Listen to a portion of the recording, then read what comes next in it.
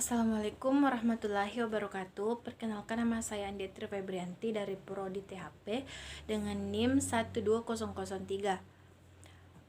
Institut Teknologi dan Bisnis Maritim Balikdiwa. Baiklah, di sini saya akan memenuhi tugas mata kuliah Kimia Pangan yang diampu oleh Ibu Jawiana Soekani SSI MPD. Baiklah, langsung saja. Karakteristik air dalam pangan dan bagaimana air dalam pangan. Air mempunyai sifat yang jernih, tidak berwarna, tidak berasa, tidak berbau, yang terdapat dan diperlukan dalam kehidupan manusia, hewan, tumbuhan yang secara kimiawi mengandung hidrogen. Jadi dapat dikatakan bahwa air merupakan suatu senyawa kimia yang sangat stabil. Struktur air antara satu dengan yang lain bergabung ikatan hidrogen yang terbentuk melalui tarik-menarik antara kutub positif dan kutub negatif. Fungsi air dalam komponen bahan pangan. Fungsi yang pertama yaitu sebagai suatu faktor yang berpengaruh terhadap penampakan, tekstur, cita rasa, dan gizi bahan pangan. Yang kedua, sebagai pendispersi atau pelarut segala komponen kimia dalam bahan pangan. Kemudian jenis-jenis air dalam bahan pangan. Yang pertama, air terikat satu lapisan tunggal atau water monolayer. Air yang terikat dalam bahan pangan melalui ikatan hidrogen atau ikatan ionik dengan komponen bahan pangan.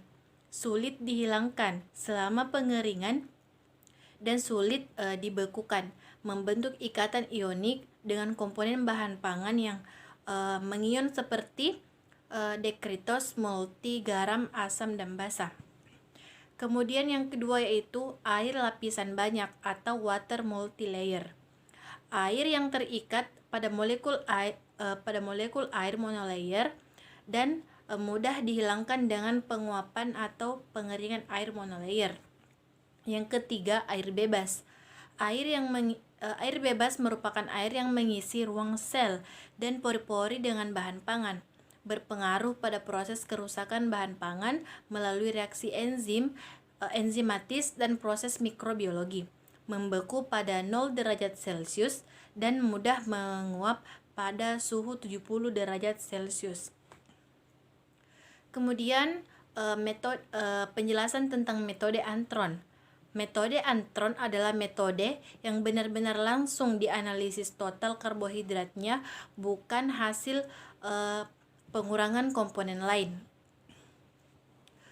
Prinsip dari analisis ini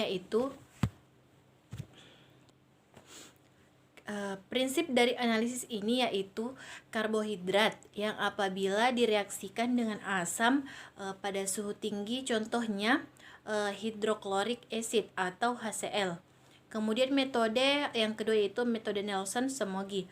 Metode Neilson-Somogyi menjelaskan tentang gula reduksi, di mana gula reduksi adalah gula-gula yang dapat bertindak sebagai agen pereduksi. Agen pereduksi adalah senyawa yang dapat mendonorkan hidrogennya kepada senyawa lain, sedangkan senyawa pengoksidasi senyawa yang menerima hidrogen.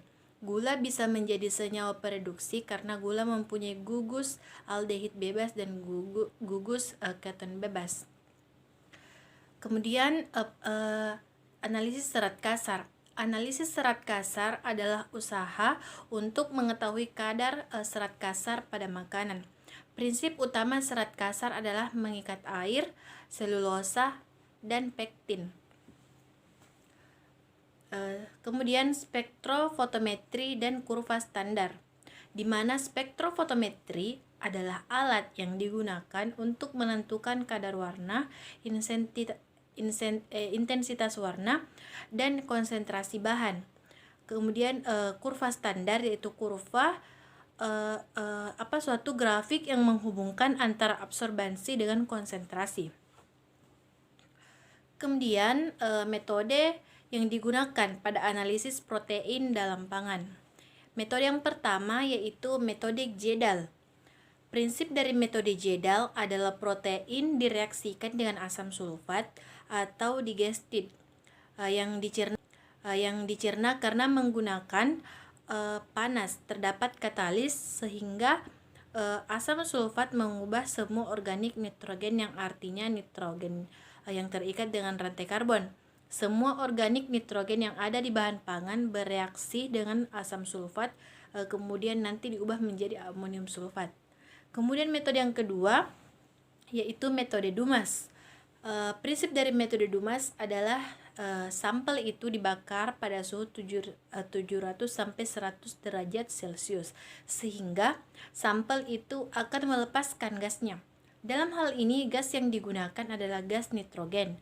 Gas yang dilepaskan tadi dideteksi dengan menggunakan gas kromatografi yang merupakan suatu instrumen atau alat yang bisa mendeteksi secara kuantitatif jumlah-jumlah gas atau senyawa yang bersifat kuatil. Kemudian metode yang ketiga itu metode infrared spektroskopi. Infrared spektroskopi atau spektroskopi inframerah adalah analisis cahaya inframerah yang berinteraksi dengan molekul. Prinsipnya adalah perbedaan gugus fungsi dalam makanan menyerap frekuensi radiasi yang berbeda. Penyerapan cahaya inframerah dari ikatan peptida dapat digunakan untuk memperkirakan kandungan protein. Metode yang keempat yaitu metode Biuret. Prinsip dari metode Biuret adalah warna keungu-unguan dihasilkan ketika ion tembaga dikompleks dengan ikatan peptida dalam kondisi basah. Kemudian intensitas warna atau absorbansi sebanding dengan kandungan protein sampel. Metode yang kelima yaitu metode Lowry. Prinsip dari metode Lowry adalah uji protein Lowry yang menggunakan tembaga yang berikatan dengan ikatan peptida dalam protein dalam kondisi basah seperti dalam metode Biuret. Ini membentuk ion tembaga monovalen yang kemudian dapat bereaksi dengan reaksi Volym Kiokalteu yang selanjutnya dapat direduksi menjadi zat berwarna biru.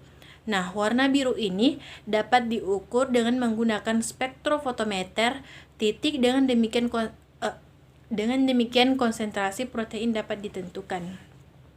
Kemudian metode yang keenam yaitu metode Bradford dye binding.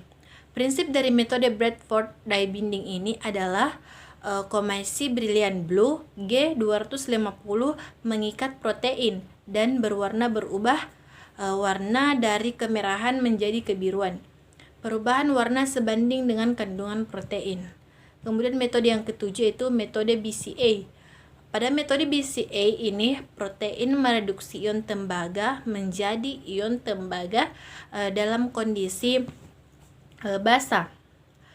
Ion tembaga kompleks dengan keunguan. Warna yang terbentuk adalah konsentrasi protein yang proporsional. Kemudian metode yang ke-8, metode ultraviolet 280 nanometer absorption. Pada metode ini prinsipnya protein menunjukkan penyerapan yang kuat pada UV 280 nanometer. Primer karena triptofan dan residetyrosin dalam protein. Karena setiap protein memiliki komposisi asam amino aromatik yang unik, koefisien kepunahan atau absorptivitas molar harus ditentukan terlebih dahulu melalui analisis kandungan protein. Kemudian selanjutnya metode yang digunakan pada analisis lemak dan pangan. Metode yang pertama yaitu metode solvent extraction atau metode yang melibatkan pelarut. Pada metode solvent extraction mempunyai prinsip yaitu kita menguantifikasi atau menghitung kadar lipid yang telah diekstrak menggunakan pelarut.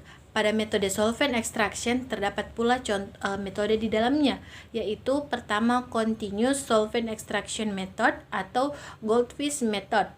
Yang kedua semi continuous solvent extraction method atau Sochlit method. Kemudian metode yang kedua yaitu metode non-solvent extraction atau metode yang tidak melibatkan pelarut.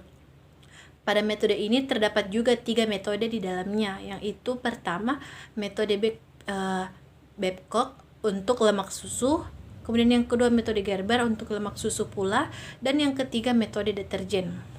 Terus metode lemak yang ketiga yaitu metode instrumental. Pada metode ini cepat, tidak merusak, dan memerlukan persiapan sampel dan konsumsi bahan kimia yang minimal. Kemudian metode yang digunakan pada analisis vitamin dalam pangan. Metode yang pertama itu metode extraction. Contoh metode extraction yaitu asam ascorbat diekstraksi dengan cara dingin atau tidak dengan pemanasan karena sangat sensitif terhadap panas. Asam ascorbat stabil pada kondisi asam perlu dilakukan ekstraksi dengan menggunakan asam asetat terus B1 dan B2.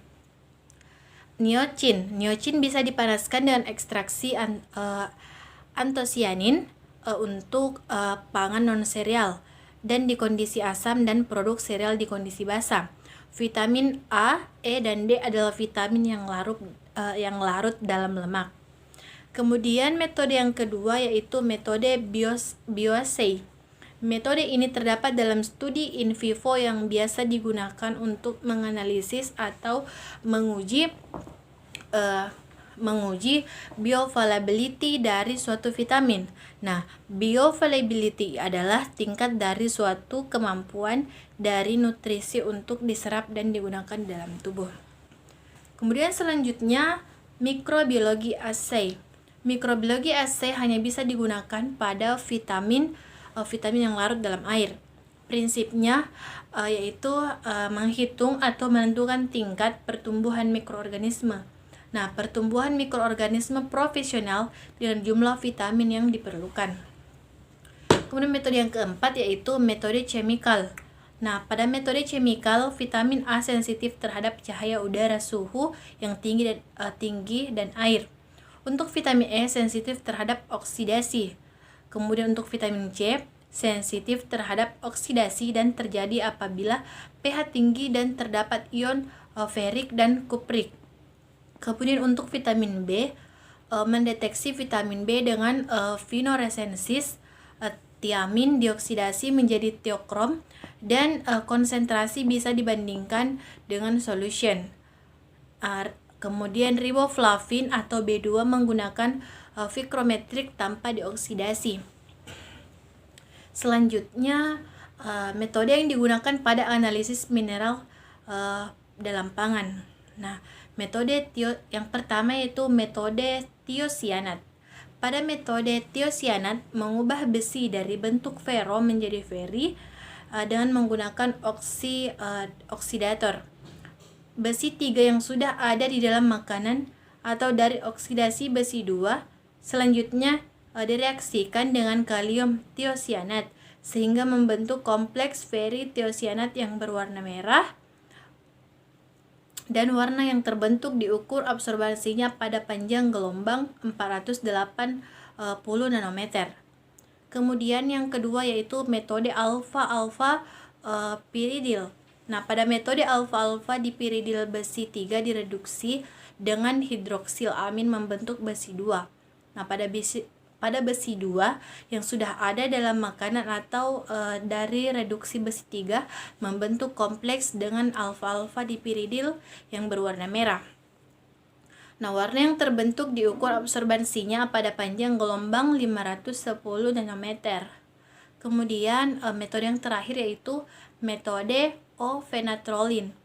Pada metode O-fenatrolin, besi 3 direduksi dengan hidroksil amin membentuk besi 2. Kemudian besi 2 yang sudah ada dalam makanan atau dari reduksi besi 3 direaksikan dengan O-fenatrolin